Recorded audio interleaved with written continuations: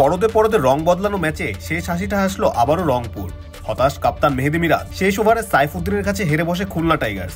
6 বলে 12 রানের সমীকরণ মেলাতে পারেনি খুলনা। সেই সাথে সাইফ হাসানের শেষ ওভারে দারুণ এক রান আউটে ম্যাচে মোমেন্টাম পেয়ে রীতিমতো ম্যাচটি জিতে বসে রংপুর। সিলেটে সন্ধ্যায় শিশির ভেজা উইকেটে টসে জিতে ব্যাটিং এর সিদ্ধান্ত নেয় রংপুর অধিনায়ক নুরুল হাসান সোহান। বিপিএল এ এবারের আসরে রংপুরের সাথে হেলস অধ্যায় শেষ, তাই তো রাইডার্সদের ওপেনিং এ এসেছে বদল।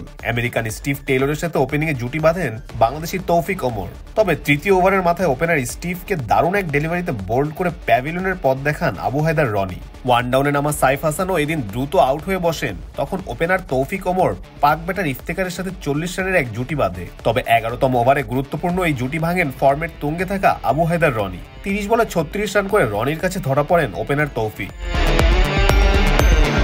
কিন্তু এরপরই ঝিমিয়ে যাওয়া ম্যাচে রংপুর শুরু করে পাওয়ার হিটিং। দুই পাক ব্যাটার খুঁজ দিল ইফতেখারের ব্যাটে বড় সংগ্রহের দিকে এগোতে থাকে রংপুর। নাসুমকে তো এক ওভারে পরপর 4 ছক্কা হাঁকিয়ে বসেন খুশদিল। শেষে খুশদিলের 73 ও ইফতেখারের 42-এ রংপুর বোর্ডে 186 রান জমা করে। রান তাড়া করতে খুলনা টাইগার্সের হয়ে ওপেনিং এ আসেন নাইম শেখ ও পারভেজ রাসুলি। দুজনেই শুরু থেকে সময় বুঝে মারমুখী ব্যাটিং এর আভাস দেন। তবে চতুর্থ ওভারে আকিব জাভেদের দারুণ ইনসুইং এ বিট হন রাসুলি। ফলাফল 15 বলে 17 রান করে বিদায় নিতে হয় আফগানি ব্যাটারকে। ওয়ান ডাউনে কাপ্তান মিরাজ পরপর 2টি 4 মেরে দারুণ শুরুর আভাস দেন। এরপর পাওয়ার প্লে শেষ ওভারে নাহিদ রানাকে 2 ছক্কা ও 1 4 হাঁকিয়ে প্রায় 250 স্ট্রাইক রেটে ব্যাটিং করতে থাকেন, যাকে বলা চলে captain leading from the front. অন্যদিকে নাইম শেখ ও মিরাজকে দিতে থাকেন যোগ্য সঙ্গ। দুজনে মিলে করেন 50 ঊর্ধ্ব পার্টনারশিপ। 24 বলে 39 রান করে বিদায় নিতে হয় ক্যাপ্টেন মিরাজকে। অন্য প্রান্তে বুদ্ধিদীপ্ত ব্যাটিং করে নাইম শেখ তুলে নেন কাঙ্ক্ষিত 50। নাইমের সাথে ব্যাট চালানো শুরু করে আফিফ হোসেনও।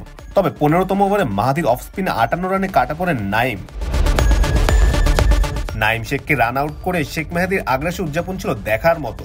এর আগে রংপুরের হয়ে বোর্ডে চ্যালেঞ্জিং টোটাল জমা করতে সাহায্য করে খুশদিল শাহ। ব্যাট হাতে রীতিমতো চালান তাণ্ডব। নাসুমকে হাঁকান পরপর 4টি ছক্কা। পাকেই ব্যাটার 200 স্ট্রাইক রেটে ব্যাট চালিয়ে রংপুরের বোর্ডে জমা করে 186 রান।